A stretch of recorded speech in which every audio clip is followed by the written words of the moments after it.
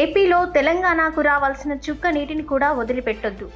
CM Revanth Reddy Krishna జలాల్లో తెలంగాణకు రావాల్సిన న్యాయమైన వాటాను సాధించి తీరాలని ముఖ్యమంత్రి రేవంత్ రెడ్డి న్యాయ నిపుణులను, ఇరిగేషన్ ఇంజనీరింగ్ అధికారులను అప్రమత్తం చేశారు. కృష్ణా నదిలో నికర జలాలైనా, మిగులు జలాలైనా, వరద జలాలైనా సరే తెలంగాణకు చెందాల్సిన నీటి వాటాలో ఒక్క చుక్క నీరు కూడా వదిలేది లేదని స్పష్టం చేశారు. కృష్ణా జలాల్లో తెలంగాణకు 904 టీఎంసీల నీటి వాటాను సాధించేందుకు పట్టుబట్టాలన్నారు. అందుకు అవసరమైన ఆధారాలన్నింటినీ వెంటనే సిద్ధం చేసి న్యాయ నిపుణులకు అందించాలని అధికారులను ఆదేశించారు.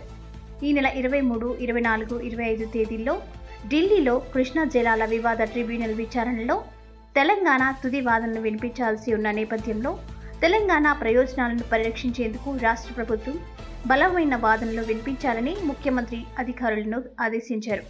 నీటిపారుదల శాఖ మంత్రి ఉత్తమ్ కుమార్ రెడ్డి ఢిల్లీకి వెళ్లి స్వయంగా ఈ విచారణలో పాల్గొంటారని సీఎం రేవంత్ రెడ్డి తెలిపారు. కృష్ణా జలాల వివాద ట్రిబ్యునల్ ఎదుట తెలంగాణ ప్రభుత్వం అనుసరించాల్సిన వైఖరిపై ఇంటిగ్రేటెడ్ కమాండ్ కంట్రోల్ సెంటర్లో ముఖ్యమంత్రి రేవంత్ రెడ్డి సమీక్షా సమావేశం నిర్వహించారు. ఇంతకాలం కృష్ణానది జలాల్లో తెలంగాణకు జరిగిన అన్యాయానికి అడ్డుకట్ట వేసి మనకు రావాల్సిన ప్రతి నీటి బొట్టును దక్కించుకునేలా సమర్థవంతమైన వాదనలు వినిపించాలని ఈ సందర్భంగా ముఖ్యమంత్రి న్యాయ నిపుణులకు పలు సూచనలు చేశారు.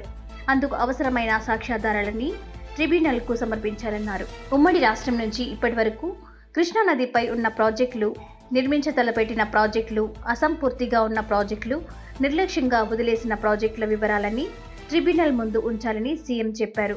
ఉమ్మడి రాష్ట్రంలో జారీ చేసిన జీవోలు, మెమోలు, డాక్యుమెంట్లు అన్ని సిద్ధంగా ఉంచుకోవాలని, అప్పటి నుంచి ఇప్పటి వరకు ఉన్న ప్రాజెక్టుల వివరాలన్నీ ట్రిబ్యునల్కు అందించాలని సూచించారు.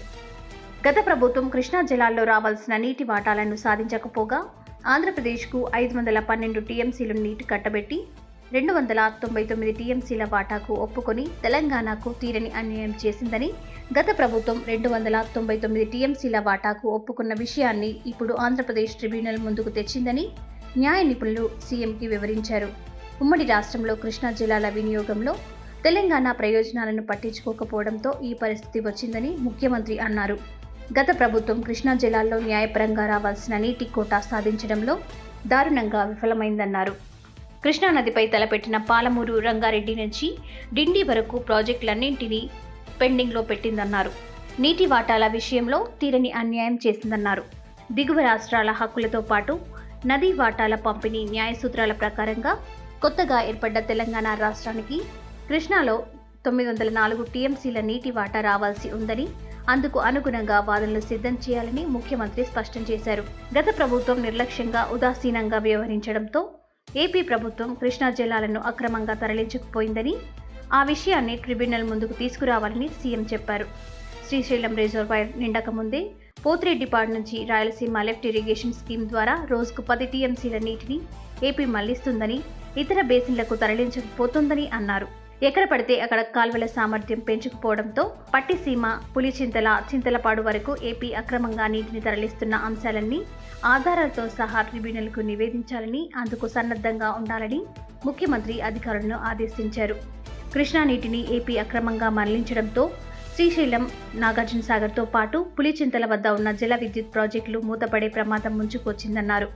తక్కువ ఖర్చుతో ఉత్పత్తయ్యే జల విద్యుత్ ఉత్పత్తికి విఘాతం కలుగుతోందన్నారు. ఈ విషయాలన్నీ ట్రిబ్యునల్ ఎదుట వాదనలుగా వినిపించాలని ముఖ్యమంత్రి ఆదేశించారు. కొత్తగా ఏర్పడ్డ రాష్ట్రం కావడంతో తెలంగాణకు రావాల్సిన హక్కులు, నీటి వాటాలను సాధించుకునేందుకు అన్ని అర్హతలున్నాయని ముఖ్యమంత్రి అన్నారు.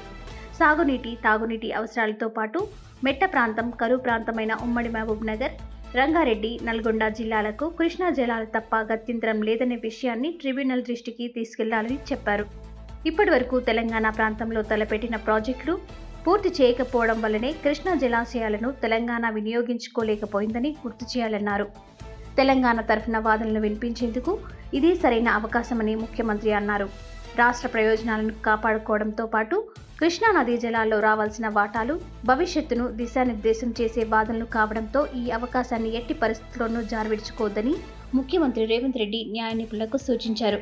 ఈ సమీక్షా సమావేశంలో ఇరిగేషన్ శాఖ మంత్రి Uttam Kumar Reddy, supreme court senior advocate CS Vaidyanathan, central water commission మాజీ చైర్మన్ ఖుష్విందర్ వోహ్రా, నీటిపారుదల శాఖ సలహాదారు ఆదిత్యనాథ్ దాస్తో పాటు నీటిపారుదల శాఖ ఉన్నతాధికారులు పాల్గొన్నారు.